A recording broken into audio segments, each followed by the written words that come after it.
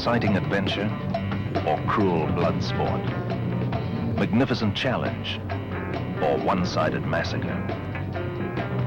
It takes strength, stamina, and skill. It costs real money. It's one of the games the big boys play.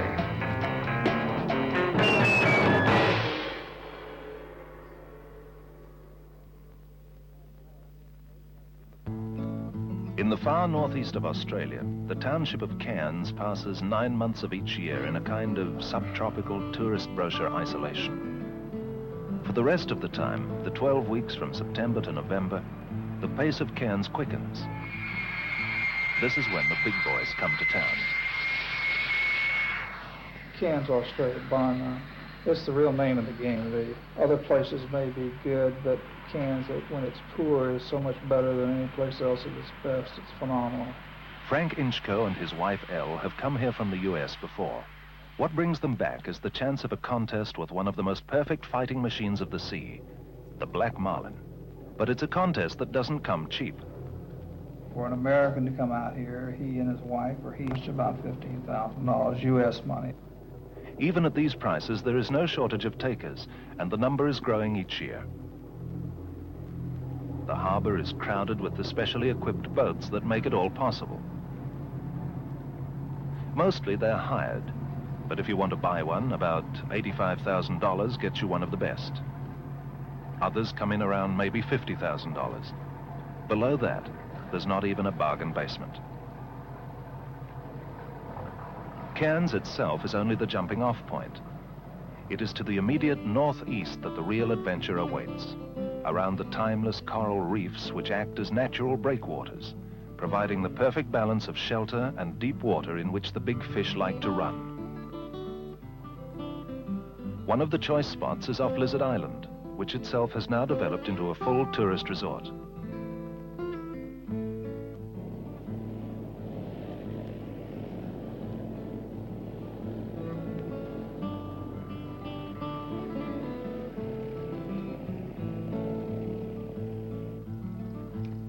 At $1,000 a day, little is left to chance. Mostly these trips are pre-arranged, often in the previous season, so that an angler can be sure that his boat and crew will be right.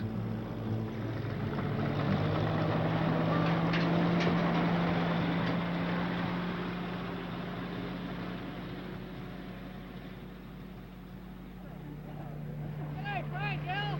Hi, Joe! Tell us the story. Have a good trip? Great. I think you timed it pretty good. We got one yesterday on 12, 277. How you, babe? Good to see you. Understand you've been buying boats and things? Yeah. Good, beauty. Yeah. Ready. The boat they will use is called Hooker, and their first task is to make the easy run out past Ribbon Reefs to rendezvous with their mothership. Mothershipping is a major development in big game fishing. Instead of the small boat having to make the long run back to base each evening, she simply returns to the mothership, anchored some 30 miles out to sea. The angler gains the advantage of being able to stay out right up to sunset, the most important time of the day in marlin fishing.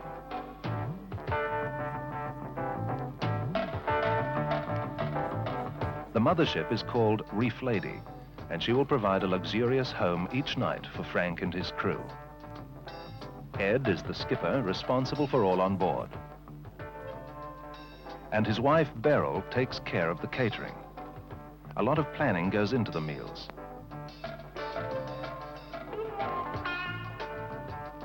Manfred completes Reef Lady's crew of 3.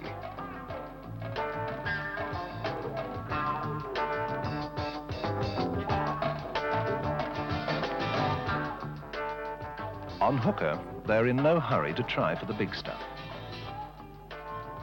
The run to meet up with the mothership gives them a chance to troll a little.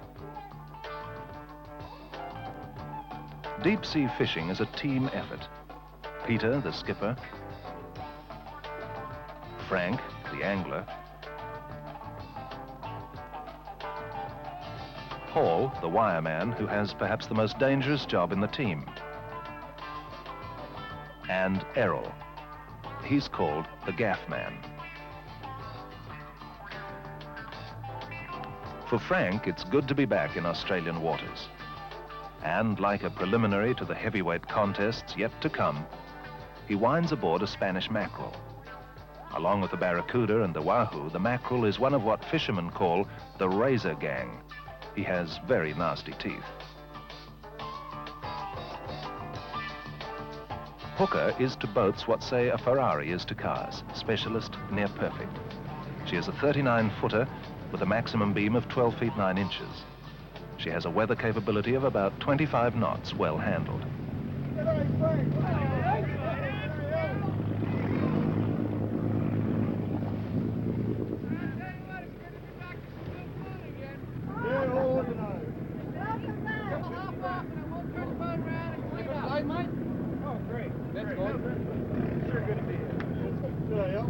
Frank and Elle spent a couple of weeks on the mothership Reef Lady the previous year. So this is like a homecoming to them. 10,000 miles from home, but back among good friends. You got your record now. What was it, 55 in 14 days you've got to beat? Yeah. The success of the trip, we don't weigh it up on the dock, unfortunately. Like most sports, big game fishing is a closely knit gathering of kindred spirits.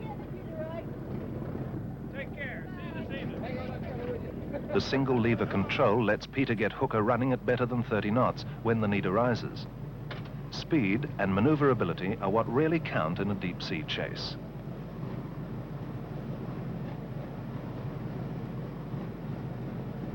The game is about to begin.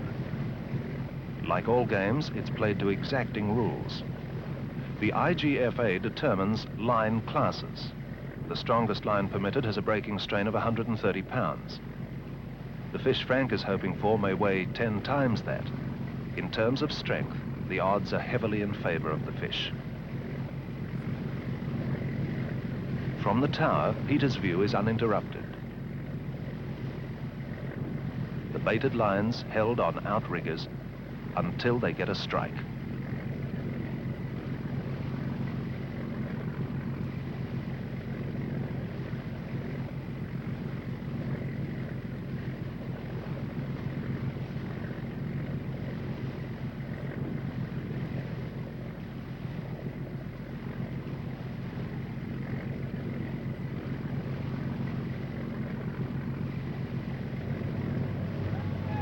Marlin, on the left. Looks like a good fish, Frank. Yeah, right, okay, yeah, good fish. Okay, Frank. It looks like a good one. This is a nice fish. The rod is quickly freed from its fixed position in the holder. Under the rules, it must be free to move on the gimbal of the chair if the catch is to count. Peter abandons the tower and comes to the bridge, where he can better sense Frank's requirements. Teamwork is now critical, the 4 men acting and thinking as one. Backing up the boat to shorten the line between man and fish, letting Frank grab a few quick turns to reel in the line a little at a time, without ever exceeding the 130-pound breaking strain and snapping the line.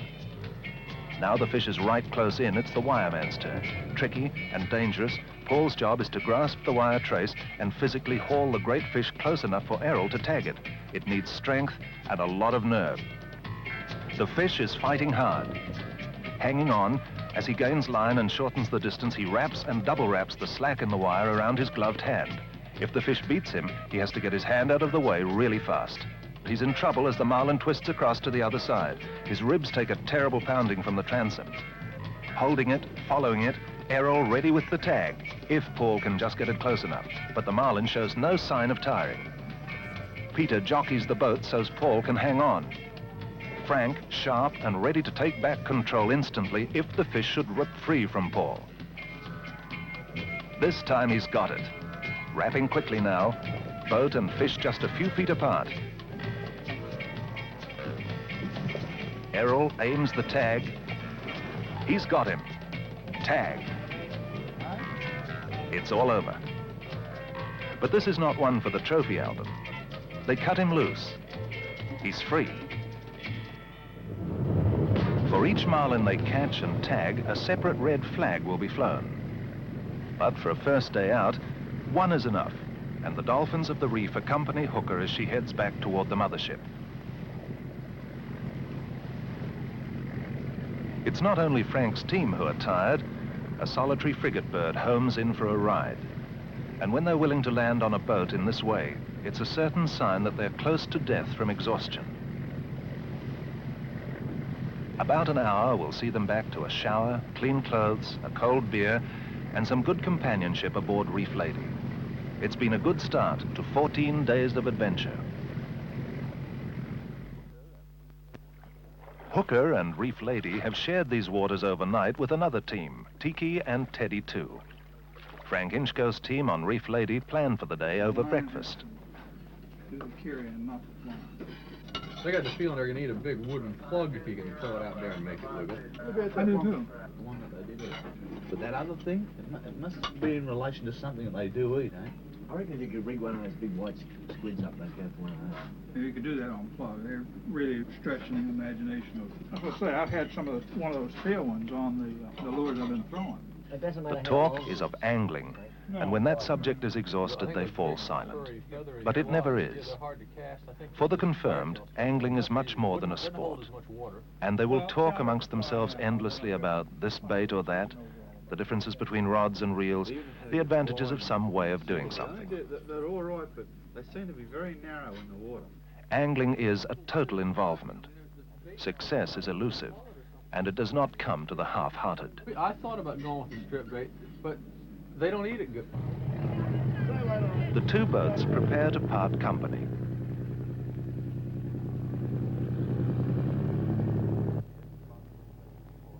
Ed plots Reef Lady's course for the full day's run to the point at which they will rendezvous again tonight, and then leaves Hooker as she sets out at speed to the fishing spot Frank has chosen as first up for the day. The gear is meticulously checked. Daily testing of the drag is as important to the angler as tire pressures to the racing driver.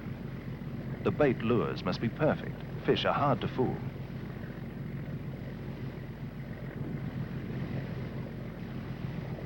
The contours of the ocean bed below influence the behavior of fish. A sonar trace is used to plot it exactly. The tuna tower rises 22 feet above the waterline, about the height of a two-story building.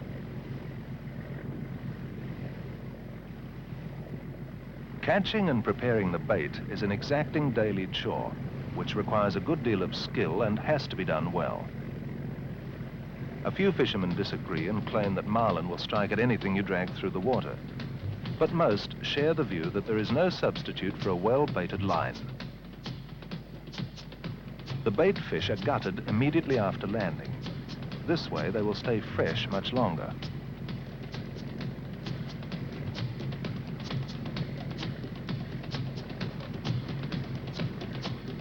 The scad is a favorite bait, frequently belly-rigged, with the leader pushed through the head of the fish, through the eye of the hook.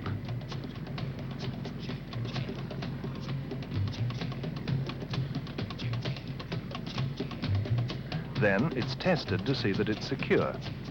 Losing a bait is not exactly a turn-on.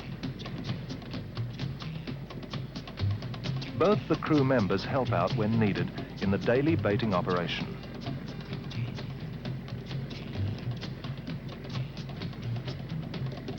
A larger bait, a bonito, the hook being sewn onto its head. A good bait will last 4, maybe 5 days, provided a member of the razor gang doesn't get to it first. It's important the bait is not torn open by the water pressure as it's dragged along, so the carcass is surgically sewn up by Paul using a special Dacron thread. The bait is limbered up so that it will look alive, flexing and bending as it courses through the water.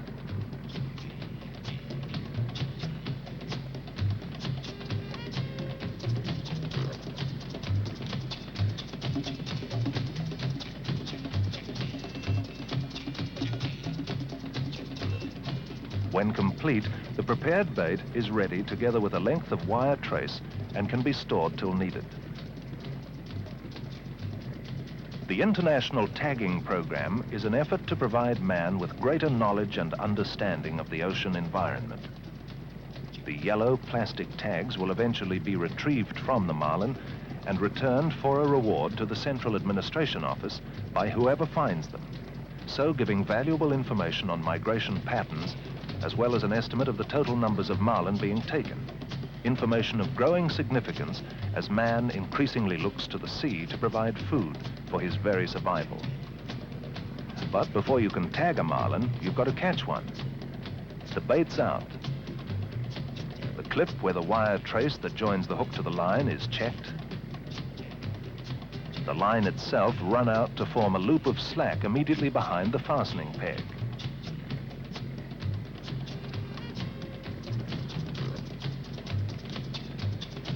A binding of tape to protect the line from chafing and losing strength.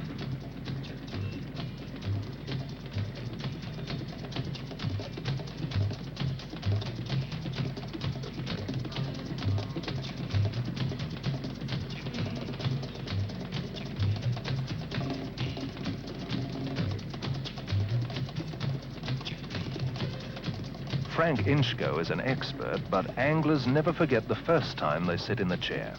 Most women scream. Most men panic. The fear is of being pulled overboard, or worse, the feeling of being physically torn apart in the unevenly matched contest. Unevenly matched in weight and size, that is, but the real contest is between the might of the fish and the mind of the man. And as in all true sport, man does not always win. Get it? Oh, Jesus. Yeah, better bring it up and check it or something. It's been cut. The bait is gone, not to a marlin, but cleanly severed by a barracuda or one of the other razor gang, whose marauding strikes are a continued nuisance. On an average day, 30 or more baiting fish are needed. Today, they will use many more. When the bait does not move well, the marlin will not strike. It's a case of reeling it in and starting again, adjusting the attachment and limbering it up a little more. Then try again. Topside, Paul can tell it is now moving freely, and that underwater it will be looking good to the eye of the marlin.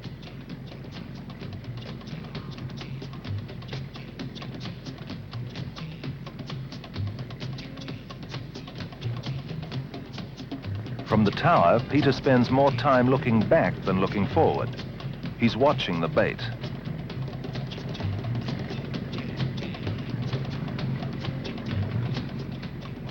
Okay, Frank. One's jumping now. Frank is tight on the fish. Now the strain is on. As big and strong as Frank is, he's released the drag to a large degree. Okay, boys. That's a good fish. We want him.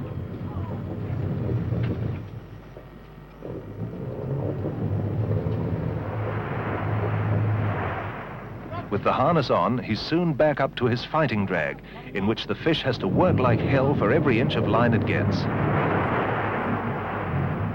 The fish is going crazy. Frank's left hand is on top of the reel. If the line breaks and the rod flies back, it won't smash into his face.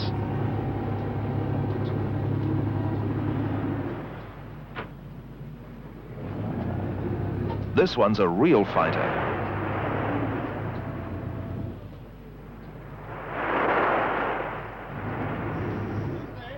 Peter backs up the boat, gaining line for Frank.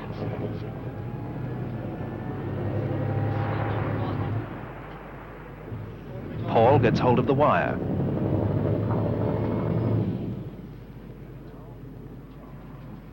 And now, the tag.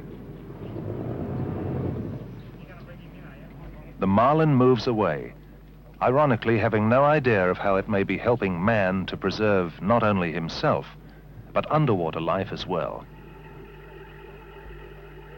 Reef Lady drops anchor about 30 miles from the coast in preparation for the late afternoon return of Hooker. For Ed, a little hand fishing to while away the time. And for Beryl, sunbaking, with no crowds to jostle you. But back on Hooker, it's a different scene. It's on again. Frank quickly gets tremendous pressure on the fish. Jumping beautifully as Hooker backs up.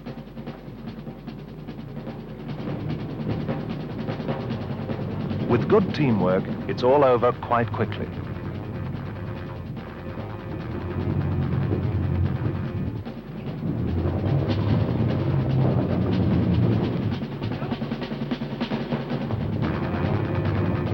Errol tags another marlin for the research program, right at sunset.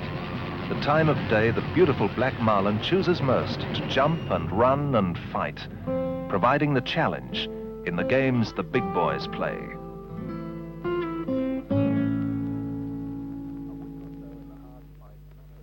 A week or so in the hard fights of a trip like this places a big strain not only on the team, but on their equipment as well. The 250 horsepower supercharged diesel engines receive a lot of attention. For the kind of money he's paying, the angler expects them to run perfectly. It's the same with the gear too. I don't know if you noticed yesterday, this reel when we were fighting that fish was starting to get jumpy. Instead of the drag being nice and smooth and very even and constant, it was starting to go in jerks when it was releasing line. And what had happened is, over the course of some time, this drag system had gotten a bit of grease and dirt on it, and we were just about out of metho, so we added a little gin. Any good solvent will do, something that will just cut the grease. I've cleaned up this plate and the other plate here now, and it should be pretty good. I think when we put it back together, you'll find that it's just as smooth as it was when we first started or when the reel was brand new. This is a 12-0 fin oar. It's the most sophisticated game fishing reel made. The list price in the United States is about $895. They're a real nice piece of machinery. They do the job very well. It just takes a bit of routine servicing from time to time to keep them going. Main thing from my point of view is these little washers and spacers and things to remember where they go. If you get one of them out of place, it'll bugger up the whole reel system. How'd that crack look this morning, Paul, when you checked the arrow light? Oh, I think it'll be all right, Pete. We'll fit it down anyway. Clam bait? Clam bait? Geez, they're cheeky, aren't they? You want to call Townsville? Yeah? It is a clam boat? I'd say so. Did you look through the binoculars, Ed? Townsville radio, this is Hooker. Hooker, Victor Lima, 5638. Do you copy? Over. Can you report to him? Victor Lima, 5638. This is Townsville radio. Good morning, would you go ahead? Townsville, we appear to have another one of these Taiwanese clam boats up here today. Reef Lady and Hooker are anchored behind number 5 Ribbon Reef. What appears to be one of the clam boats is now steaming northward along the face of number 5 Ribbon, approximately 1/2 mile offshore. Do you copy? Over. Romeo. Many thanks, we'll find it down. Okay, Hooker, Victor Lima, 5638, clear with Townsville, switching 2524. Romeo, look at down, down. If he really comes in and starts working, we'll get right back to Townsville again, hey? Yeah. Everything appears to be in pretty good shape now, Earl. Just don't drink the meth, though, because it's got gin in it. And gin will kill you. Marlins strike best late in the afternoon on a rising tide and when a sou'easter whips up a fairly rough sea. Of the several species, the white are found only in the Atlantic. The blue inhabit most waters, but the striped and the black seem to be confined mainly to the Indian and Pacific Oceans. Most anyone can go out there and drag a bait around that remotely resembles a living fish and catch a certain proportion of marlin. They're pretty voracious feeders, and it's not very hard to get a bite. You can catch them on artificial lures. They've been known to grab laundry being dragged around the back of a sailboat to clean it. What we're doing is trying to clean up our act and polish off the rough edges, pick up all the little percentage points that we can. The better the shape our tackle is in, the less fish we'll lose because of tackle failures. The better our baits are, the higher our percentage of strikes. The more alert and better trained the crew is, the less mistakes they'll make. And most of what we do is done because we feel it gives us a slightly better percentage than some alternate technique or the way somebody else does it. But overriding all of this is that we're there to have a good time. Hey, space ball, Frank. Hey, widen on him. This time, the boat is chasing the fish. Keep widening. Frank is working hard to get the line back. He's a big man, and when he rises out of the chair, his full weight is pulling on the harness. Or to put it another way, the harness is pulling at his hips and thighs with a strain of about 250 pounds. With maximum drag, each turn of the reel represents a weight of about 60 pounds. It's like lifting a healthy 5-year-old child with just one hand above your head. Not impossible, but how long can you keep it up?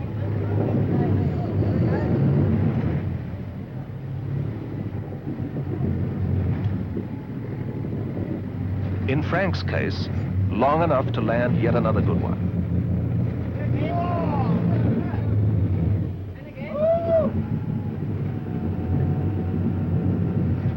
An experienced angler, and known as a good sport, Frank is content to tag and release about 85% of all the marlin he catches.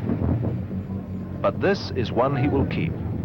It's a big one. For deep-sea fishermen, 1,000 is the magic number, the number to beat. 1,000 pounds. This one, now showing the electric blue flash typical of marlin when it's captured, could come close.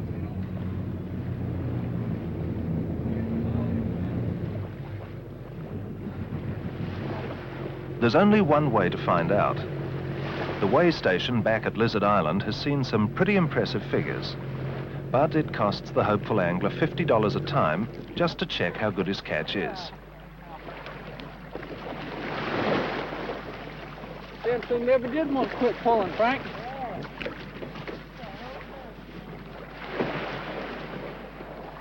He's going back up to... The weigh-in is the moment of truth.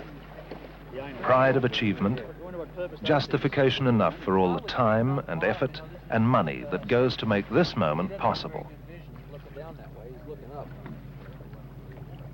And it's the time for everyone who has never taken part in this sport to try and figure out what it really is all about. What sort of person, man or woman, takes it up?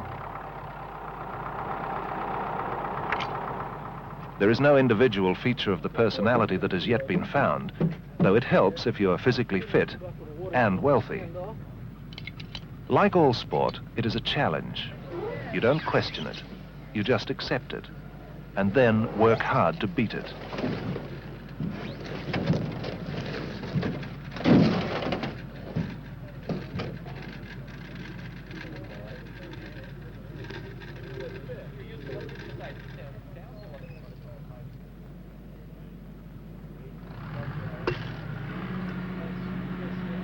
Well, it's not the magic 1,000. You can't win them all. But good enough for a photograph. The pose does look familiar. Marlin is related to tuna. And those who know say that a barbecued marlin steak is a great delicacy. But there are a few countries, and Australia is one, where marlin cannot be sold for human consumption. So the big fish will be towed back out into the ocean. There, in nature's own process of ecological recycling, it will provide food for other creatures of the sea. Hooker's skipper, Peter Wright, first came to Australia in 1967. An American graduate in marine biology, Peter came down here to take a research appointment in the Antarctic. Then, a lucky contact with an old friend took him to Cairns and ultimately to the job as Hooker's skipper. It's a big job. To catch marlin, you need a good boat and a good skipper. The skipper's job is to control the boat, get it into the right position at the right time. But a skipper is frequently called upon, especially by inexperienced anglers, to assist with the entire strategy of the trip. Frank, don't start line until it comes tight, mate. Not getting enough contact.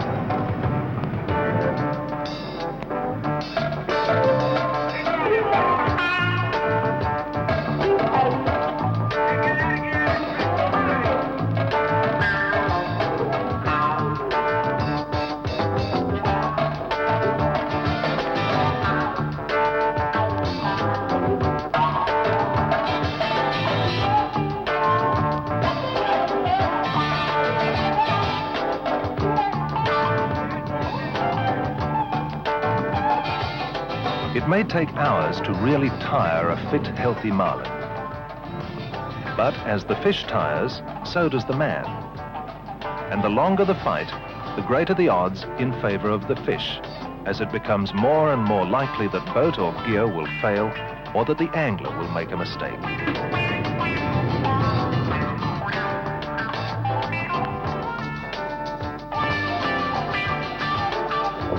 There's no mistake here for Frank. Another clean fight, another clean win. Another marlin tagged and set free.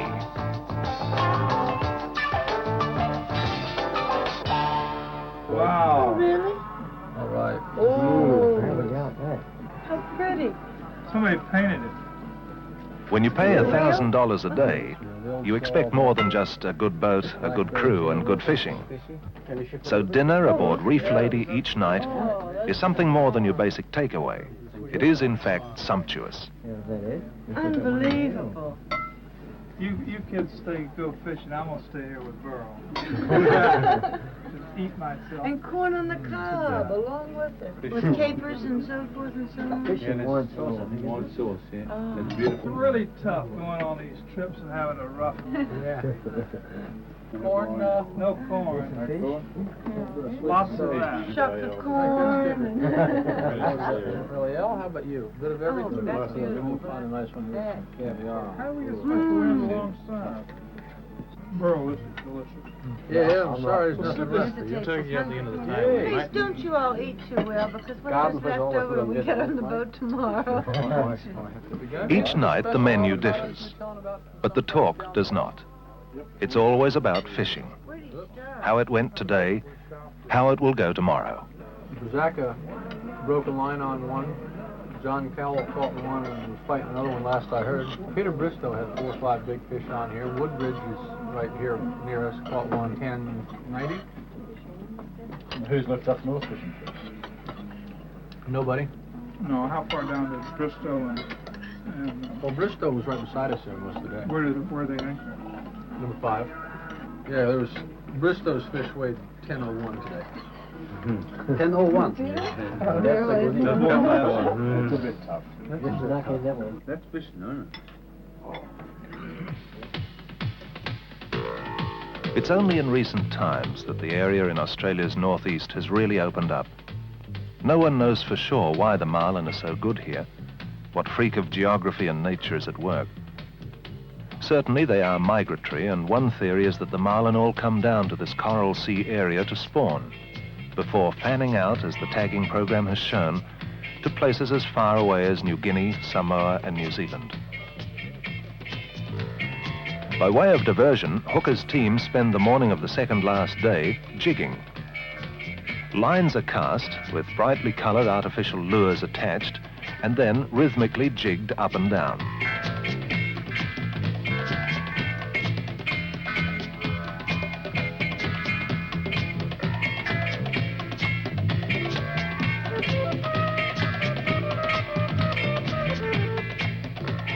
A flowery cod, favored as a table fish in the US, not fancied here.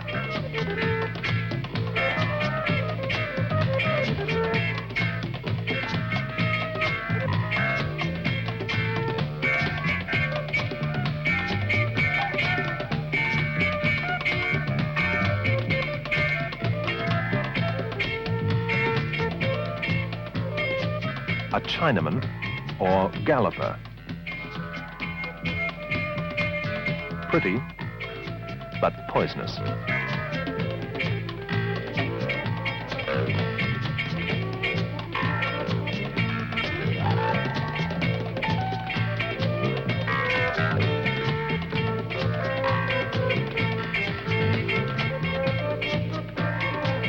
A shark. They're everywhere, like the weeds in a garden. This one is a small whaler, but in spite of the size, they are aggressive predators.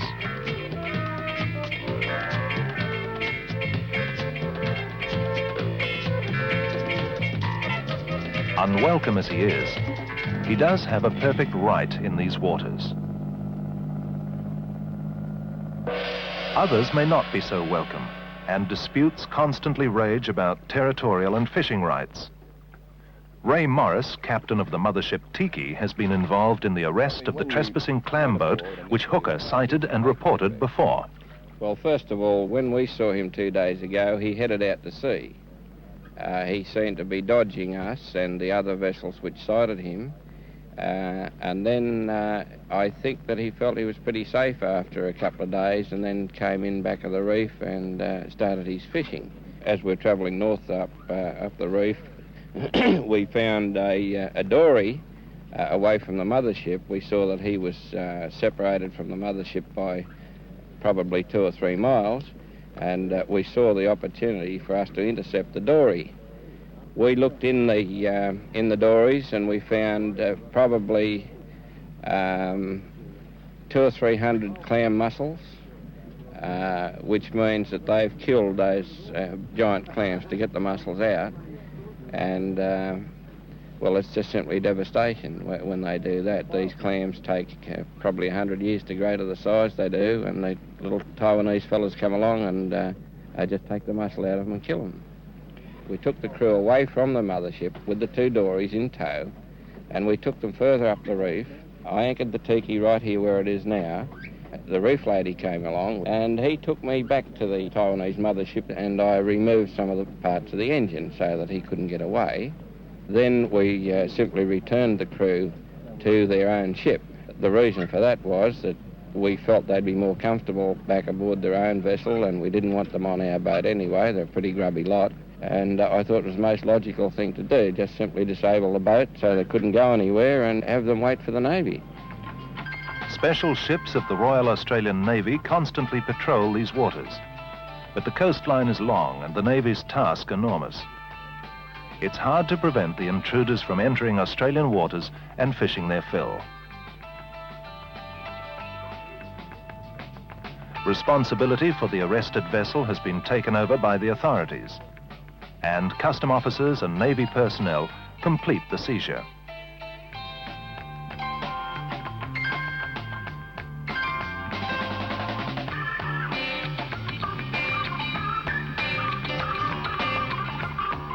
The boat will be impounded and the crew taken back to Cairns, where they'll be detained until deportation can be arranged.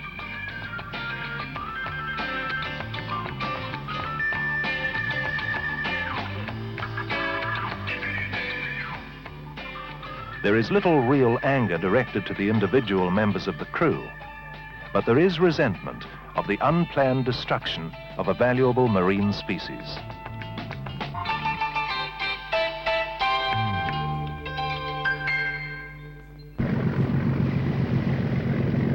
It's the second last day of their trip, and still the big one eludes them.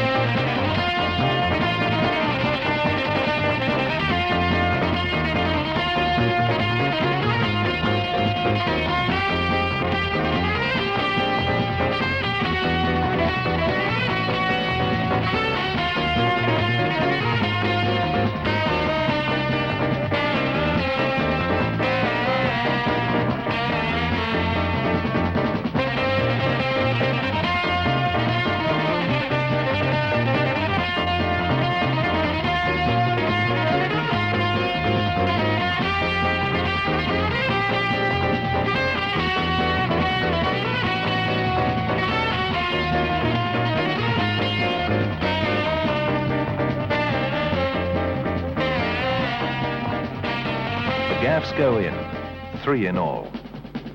It's a big fish, and they're not going to lose it now.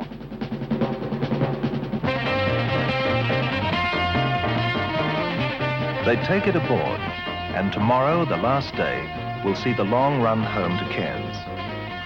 It's no good guessing at the weight. The scales will reveal that soon enough. But everyone does, with maybe $1 or $2 wagered here and there.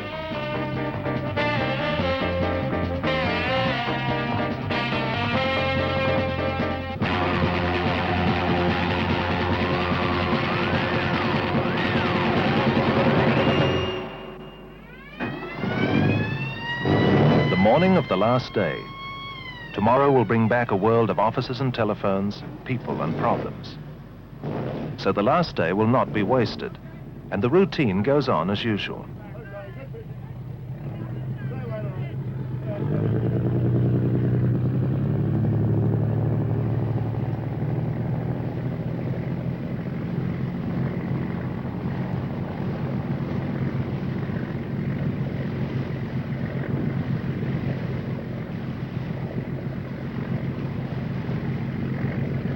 There are others also hard at work, like Sea Venture, which is hooked up.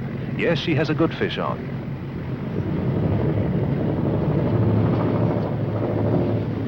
Hooker slows down to watch.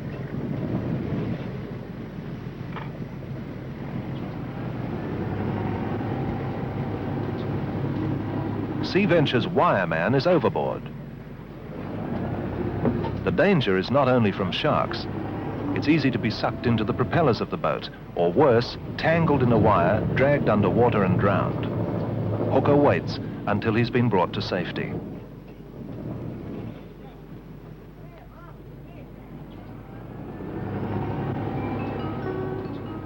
On the run back to Cairns, they're hopeful of perhaps one final strike. If it comes, well and good. If not, at least they have the big one from yesterday safely aboard, kept cool to stop it losing weight. Yes, he's hooked up. And once again, they all leap into action as the Marlin turns on another display.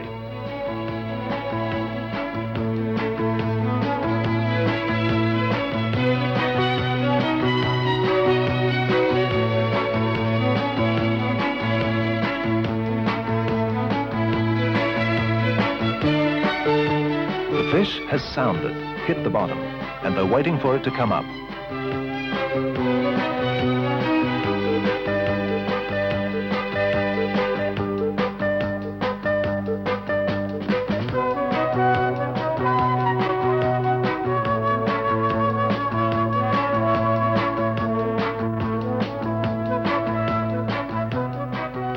Puffs of black smoke from the big diesels show how hard the boat is working.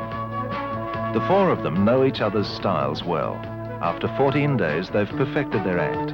The fish is quickly brought in and tagged, then set free to swim away.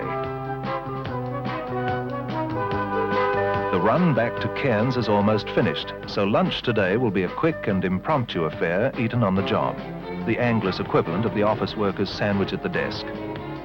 It'll taste a little different, though. Poi is a dish of raw tuna, soaked in lemon juice to cook it. It's diced up, then soy sauce, raw onion and lemon rings added. The yellow plastic container is optional.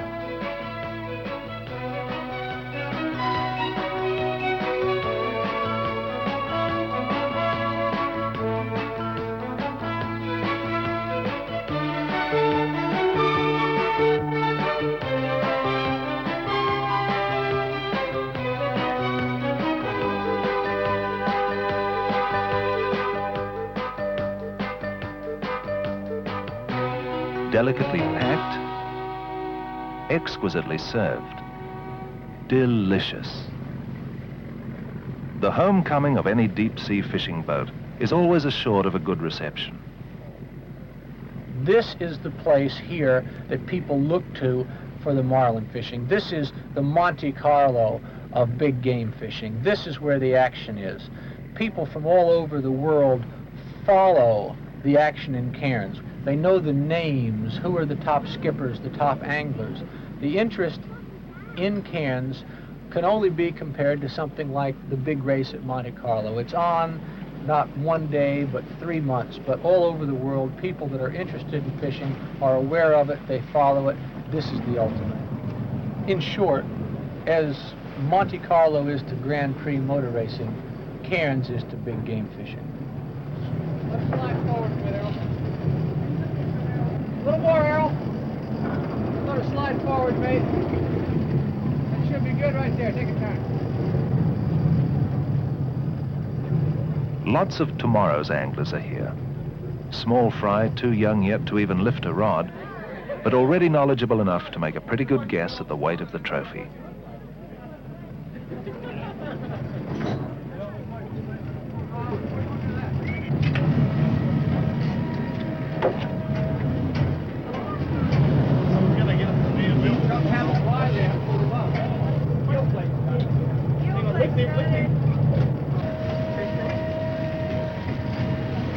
You're right, Al, he's a fat little turd.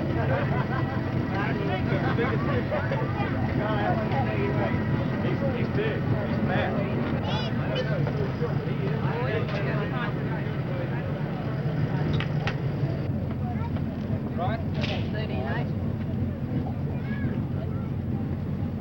Normally, they raise them by the tail, but sometimes the weight can be too much, and then they lift them from the head instead.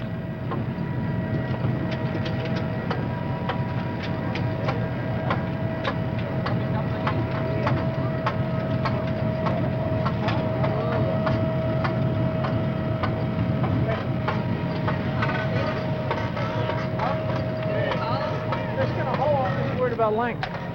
Right? Yeah, it's gonna hold. I just don't know if we got enough length again.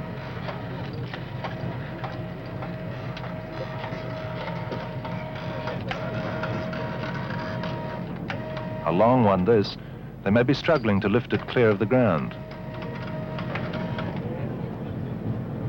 So you get another inch?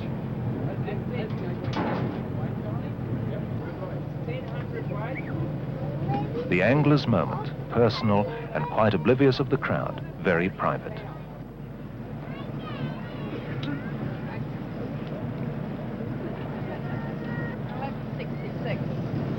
£1,166. 1,166 pounds. For Frank Inchko, it has all been worthwhile. Where's Joe? You want to take it? As Hooker heads out to sea next day, Frank and Elle are already halfway back to the United States, reliving memories and perhaps counting the days until they can rejoin Hooker and Reef Lady in the chase for the Black Marlin, one of the games the big boys play.